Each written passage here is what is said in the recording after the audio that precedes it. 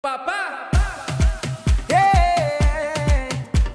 Oh. Hey Trinidad and Tobago and the world, this is your boy Xone and this is my OMG interview. Well, this year it actually started with the name. Pretty and Anson came into the studio and they were like, yo, you need a name when you're starting in this kind of game. And they were like, what name you should give? And I gave a weird name and they refused it. I would say what that name is, but they refused. And they was like, you know what, let me see a vibe. And well, I'm a kind of person who has a lot on my mind and stuff like that. I think a lot and I tend to daydream a lot. So yeah, I am a very deep thinker. So they were like, you just like to zone out a little bit. So, you know, oh wait, that's a good name. So they say, you know what, zone, but you can't spell it with a Z. They put X on it, you know. So that's where the little, you know, Xone. But I know it'll cause a little issue because everybody called me X1. I mean, I don't mind. They'll get to know the name Zone just now. It was a song that I did for someone because I was writing for Anson Pro. Still am writing for Anson Pro. And when Pretty came into the studio, he heard the song and he was like, Dan, like, I don't know if anybody could sing this song, you know. And I was like, well, I mean, it's a good song. So he was like, all right, you know what? This go had to be your song. And he was like, you think I should jump on it? And I was like, of course, if it's my first song, I must do it with my brother. So he was like, oh, well, all right, let me jump on it one time. And as he was doing it, it just came on and working as a team, it just, the word tribe just standing out to us. So Move as a Tribe was my first official soca release. It got me in Soca Monarch semis, which I'm very grateful for, being my first soca song for the season, you know. And it got me a lot of respect within, you know, the soca and entertainment industry. So yeah, doing that. Well, most people didn't know. Well, I guess the fact is that because the song was Move as a Tribe, it also got me in the band. Tribe actually, you know, we kind of went to them and they loved the idea, loved the song and stuff like that. And they decided to, you know, include us in the band. You know, so if you did see me in Carnival, if I did Wang Up On You, then that was the first time, you know, I was in a band playing mass for Carnival 2017. Playing mass on the road with Tribe, you know, is exactly as the song says, basically. Move as a tribe. You know, everybody was moving together. And me not knowing, you know, playing with that band and stuff like that, I didn't know, like, everybody used to just come together. And it was like, it was different because when you used to band hopping like me, you know, you just jump in the band wang and before the security push you out, you know, when the girls see you, you're not in their band, so they're like, you can't hang on me, you get a little brace. I don't mind, that's part of the experience. But being in the band, everybody just love. It's just love, no matter what section you're in, no matter what color, it's just love. Chinese, Japanese, Americans, Nigerian, Europeans, it's just love for the Carnival playing with Tribe. This, what you're seeing now is just before its release. So I'm officially on a song with, as the people call him, the teacher. You know, world boss, you know, Vibes Cartel. So right now that, like, I'm hoping when it releases and everything that I'm mentally prepared for what's to come and stuff like that. I'm not boasting, I'm not cocky, that is not my style. You know, I just kick back and just let everything go with it. I don't keep my expectations high, I just keep it normal because you never know, you know. But with that collab, that you're really excited. Yeah, I am very, very excited. You know, you see, I'm kind of speechless because, to be honest, you know, being a dancer, you know, in the past, I used to grow up dancing to this guy, you know, to this dance hall legend, you know. Now to be on a track with him, it's definitely exciting. It's definitely something that if I had to tell younger me, yo, we could be singing with this man on a track, and I'd be like, boy, go for me. Who's you? You're too big for me. Most definitely. Why I think things are working out for me, I don't know, Well, no, but one thing I just always say, like, no matter what happens, I'm always blessed. Most people don't have a place to sleep. Most people don't have food to eat. So even if I don't have money in my bank, even if I have like $10 in my wallet, I still count myself as blessed because at the end of the day, I'm still alive. People are dying. Me and Pretty, and I always love to call my brother name because he has been a very, prolific inspiration to me on my journey, and a father figure, and a big brother, just everything.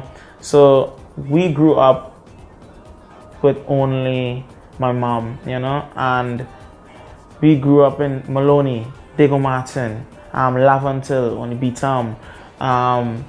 we did Malabar when it's had like a crime everywhere, in places that are bad, and look, to this day they can't see my face in some police report. You can't see, you're not hearing me in any drugs, crimes, no, nothing, So it doesn't matter where you come from. It doesn't matter who you're surrounded by, because we know some gunmen. No, don't, I'm just joking. But at the end of the day, it's just your mindset. We decided not to follow the path that people generally say that we was already on just because we lived in a certain place. We decided to follow our dreams, and it's not easy. One, living in the ghetto, and two, being not rich. I won't say poor. I would say not rich. So that and all, was a struggle, and Pretty of all showed me that, you could take what you have and make it bigger, even if it's just your voice, which is air. You could make a living out of that. So I definitely count myself as blessed right now. To be honest, I'm still writing. I also do music videos, and I also do editing and stuff like that. I don't have a lot of my work out. I rather just not put money in most of my projects, But there's a lot of things that will be happening, and I intend to do in my life. I like skateboarding. I always wanted to learn surfing. I always wanted to skydive. I always wanted to travel the world. Just me and a book bag. Just try new things. I want to do yoga. I find that I'm too young to be feeling so old. So it's like a lot of things that I intend to do in my life. So if you're asking me if you have a lot of things or what else you have in store for the future, I can't really answer that because you don't know, and I don't know what it have in store for me in the future. But as for now, writing and music is where my attention is at. Well, a lot of people, like, since I started, I only started, like, I wouldn't lie, I've always been in the background supporting my brother Pretty. I already called up him in this interview, but I love him. I'm my brother. So a lot of people have been asking me, boy, how you this rich boy, because you make it since to come on Xones, and this year was real good, and I see you on the road, and a lot of people ask them kind of questions. But to be honest, like, it's like,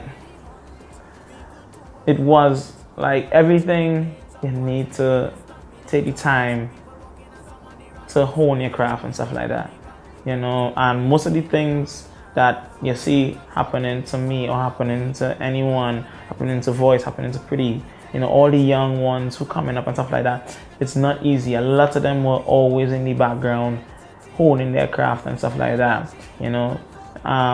Voice has been writing for years, even like I think before he sang Sinjizuka Star, a lot of people thinking that it's easy but they only seen piece at the end. Yeah, they seen, it's not even the final result. They're just seeing a result, So I want them to understand that, one, when most of these songs I wrote and stuff like that, nobody held my hand. Nobody, nobody say, oh, because it's Pretty brother, I'll get that blind. I mean, yes, Pretty is my brother. Yes, meant so you know, the potential in me that they saw in him. But I understand that the songs I wrote and when I'm on stage and stuff like that, majority of the shows I'm by myself. So everything comes with working hard. You know, everybody will get their chance. You know, look, Uncle Ellis, you know? Uncle Ellis, and he's been dancing for the KFC, and you know, people go say, why are you saying that about him, man? But it's the truth, you know, and look how far he reached, you know. So you never, that's how funny it is, you never, Gully Bop from Jamaica, you know, so nobody knows when their time come. So at the end of the day, we just have to keep pushing and work hard at it. And Larry, one thing that could help a lot of men is stop being afraid to go to these producers. A lot of them producers are actually looking for talented people. You know, I happened to just go in the studio with a colleague, and after that, the relationship just blossomed with me and Anson. And a lot of the producers who know me today. So do not be afraid to go for what you want. Have no shame when you're trying to reach your goal. Well, I think one of the OMG moments for me, actually I have two. I was actually on the stage. I was just recording, not really recording. I came to support her. That was Nyla. She went on stage with Kes, and Kes did just call her name, and the crowd was like, oh my God. And I was like, that moment just have me, and it's not only because they was calling out his name, you know. It's because, or her name, it was because just the reaction on their faces, the awe. Like, they were just so inspired and so shocked to see the person, and it's like love. It was just like they was in love with the whole performance. And I wasn't really watching how they was moving and how Kes was singing, though he's a great performer. I was watching the crowd. And that moment just had me thinking that, you know, I want to have that effect on the crowd that I'm performing for. You know, it might happen now, you know, but I want to keep pushing until I could reach that moment where the crowd could look at me with not only astonishment, but with love and appreciation. And that was just one of the OMG moments. The other one, well, I had to see was when I was making the song with Anson, and he was like, I think we need something in this, and he typed in his computer. I was like, what are you doing? And then he dragged some vocals into the track, and then he was like, click, and then he watched me like, and all I hear was, ha ha, say no, Bob. Let me do it. Like, the reason why I was so hesitant and thinking about what to say, but it was cattle vocals, and I was like, but the only reason why I was just so shocked because one, it was my track, and I was like, well, all right, then we get through. Yeah, drink for everybody. But it was then too again. I can't even repeat the word because somebody like real cussing and thing, you know. So dude, like, what you're probably hearing is the censored version. The explicit version, oh my goodness. So that was our OMG moment for me because I just listen to Cartel, I listen to every Popcorn Benny Man, even gone on to Gully Bop, everybody I listen to, and dude, it's like to hear so much cussing, and it's not like you're like, oh, cover your ears, you're like, this is sounding very bad. Like, if I cuss, it sound plain. When Cartel cuss, and it was like, and how he just formed me words, I was like, I don't even think, like, you know what, I say, you know, let me stay in my lane. I wouldn't cuss. I sweet man. I try to be a sweet man. So, you know, I just be nice and just let Cartel take the whole track and just mash up the place. So that was actually one of the OMG moments. That was two. So yeah, I gave you all two. So definitely. Hey guys, this is Xone. You can check me out on Instagram at Xone Music, Xone Music, or you can check me out on Facebook and Twitter at The Official Xone. The Official Xone. That's Facebook and Twitter. Yo, thanks for checking me out on this interview. Feel free to hit me up when you see me on the road or you see me anywhere. This is your boy Xone. Thanks for the love. OMG, we out.